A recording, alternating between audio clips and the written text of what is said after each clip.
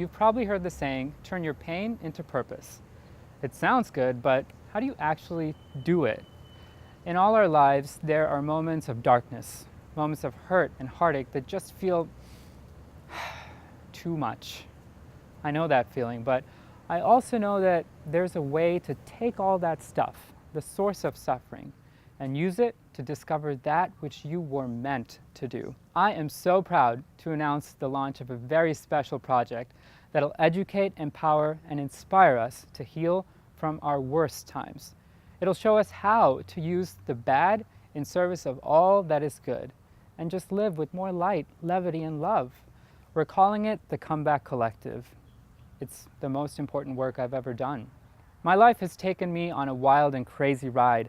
I've learned a lot along the way, but one of the greatest lessons is that everyone has a story. And that story has the power to heal, the power to teach, the power to change lives. But that can only happen if the story is shared. And that's why I'm sharing my story for the first time.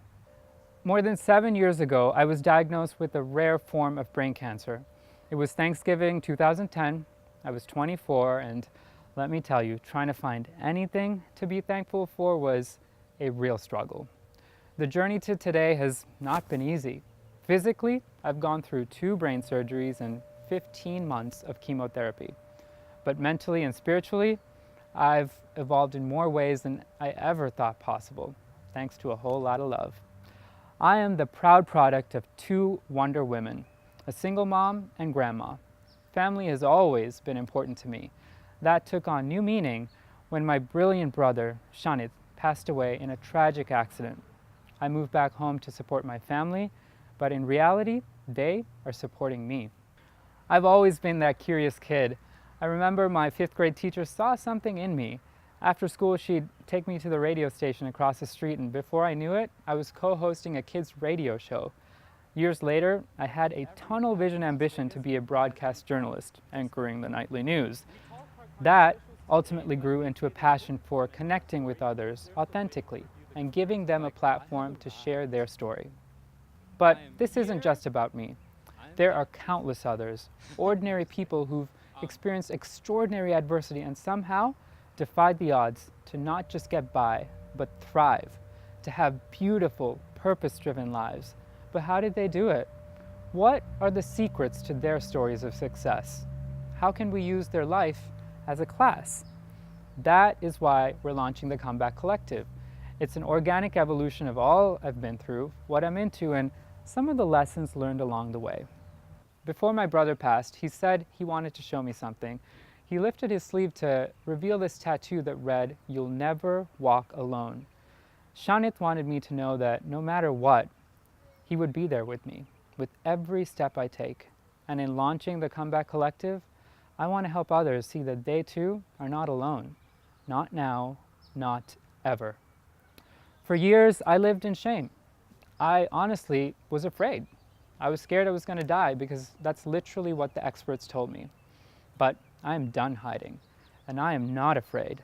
I know my struggles have given me a strength I didn't know I had, and wisdom that only experience offers. I know I am not alone. One of my favorite quotes comes from wellness warrior Chris Carr, who says, "Life is a terminal condition. We are all going to die, but how many of us will truly live?" After thriving with a rare and incurable cancer for well over 15 years, I'd say she knows a thing or two.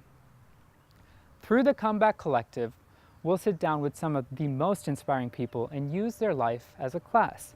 People like my friend Clementine Romaria, who was just 6 years old when she and her sister escaped the Rwandan genocide. For 7 years, they were refugees. Clementine and her sister journeyed from Rwanda to South Africa. That's over 2,000 miles. Clementine went on to graduate from Yale University and was appointed by President Obama to the board of the U.S. Holocaust Museum. We have an awesome production team ready to go. All we need are the funds to help film the pilot with Clementine. The goal is to produce a series of shows that we'll share as video and podcasts. Ultimately, our intention is to show how we can use the struggles and the experiences that have brought us the most pain to fuel the things that most matter. Things like intention, resilience, compassion, healing, and joy. So thanks for watching this video, and thanks for helping the Comeback Collective come to life in any way you can.